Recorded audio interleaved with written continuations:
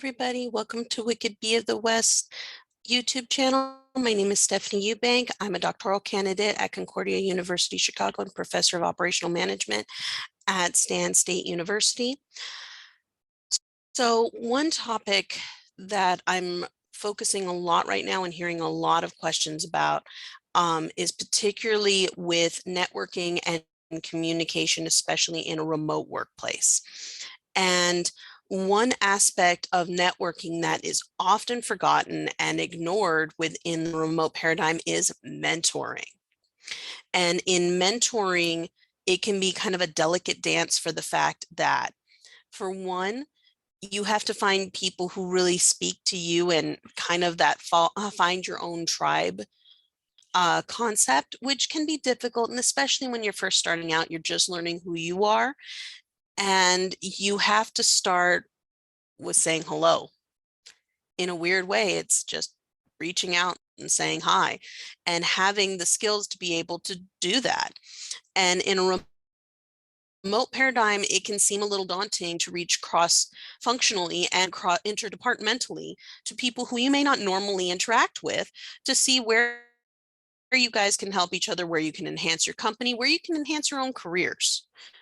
And this can be a little stressful, but good news is we've been developing these skills since MySpace and Facebook started out.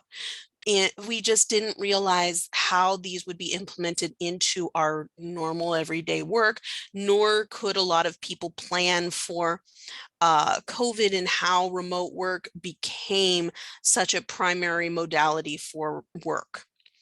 With this being said, just a few tips as far as really cultivating your council, your coven, whatever you want to call your mentors and your group, your tribe.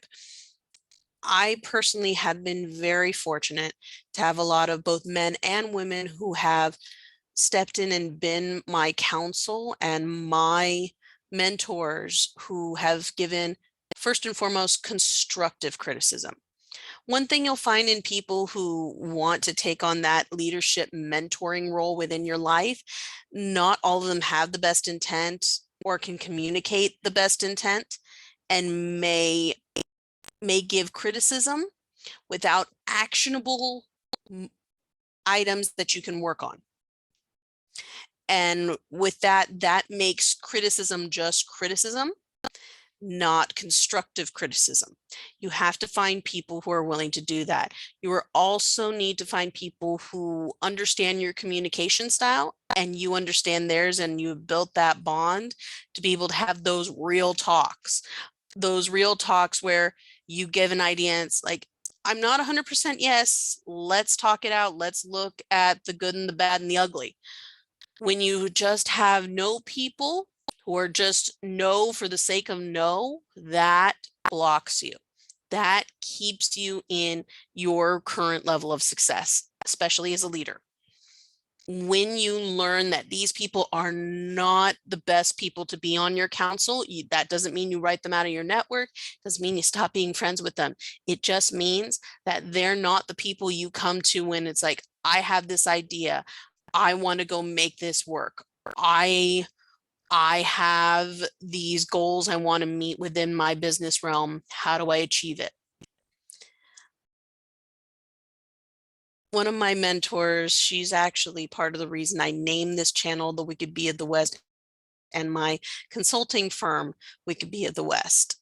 Consulting because I had a salesperson who called me that because I would not be unethical and look away at very blatant, very textbook compliance guidelines. And I had looked at every way that if there was any kind of workaround or any kind of information we could get, but there was just no way to do it. Sometimes no is the answer you're going to get, and that's the only answer that is available. And instead he resorted to calling me names and threatening me. And when I told my manager about it, because that has to get reported to management and escalated to HR, she said, especially as a woman, when people start threatening that they're going to get your job and threat. And when you tell them no, and the only thing they have in response is to throw insults, that's when you know you've arrived, because you're making them work. You're shining, and not everybody is able to handle your light or handle that magic in you. It's been a beautiful concept that I've tried very hard to live by in my business and in my personal life, understanding that not everyone can handle the magic in you. But that is why constructive criticism, and again, people are willing to be real, because especially early in my career, the thought of people are going to say those kind of really mean and hurtful things to you in the workplace, and even though it's inappropriate, at first was a hard pill to swallow. But you develop a tough skin. You really do, especially in finance. And as such, that's another thing. People who are open to disagreeing with you and that you can openly disagree with have to be part of your council. You don't have, you can take the criticism and see what, basically pick and choose what you can and can't use and what makes sense for you. You might, everything they give you might not be just right for you, but that doesn't mean that all of it's wrong. So you got to pick and choose, and you don't even have to implement it and be able to disagree with each other and have the kind of communication where you can have a disagreement. That is a soft skill that's in short supply nowadays. You also have to find those empathetic leaders, those teacher personalities. For one, especially in a remote workplace, those are the gold standard for leadership and what remote workers need and what they're screaming out for, and how the future of work is developing for remote work. And I've had arguments with colleagues who say those kind of leaders are few and far between, if not existent. And I'm going to call BS. We tend to push those kind of people into other roles, like you're too empathetic, you should go into social work, you should go into teaching, you should go into customer service. Or they are a little bit different and they're pushed into subject matter expertise and not thought of as leaders. And that is changing, and it's wonderful. And you need people who understand that these changes are happening and that business is evolving. And 3, you need in your accounts people who get just as excited as you do about your ideas and the things you're trying to do. But they're also there for you and able to be excited for you, even when it's not for them. They may try to relate with you so that they feel more connection with you when speaking, but they're there for you and you for them. And lastly, that they are able to communicate with you not just as mentor mentee, but as equals. Your counsel, at some point, you will evolve from a Padawan to a master, and they need to speak to you in that way and not still see you as the person who was their mentee, their Padawan. And I've been blessed that all of mine transitioned to that, and I didn't even notice it.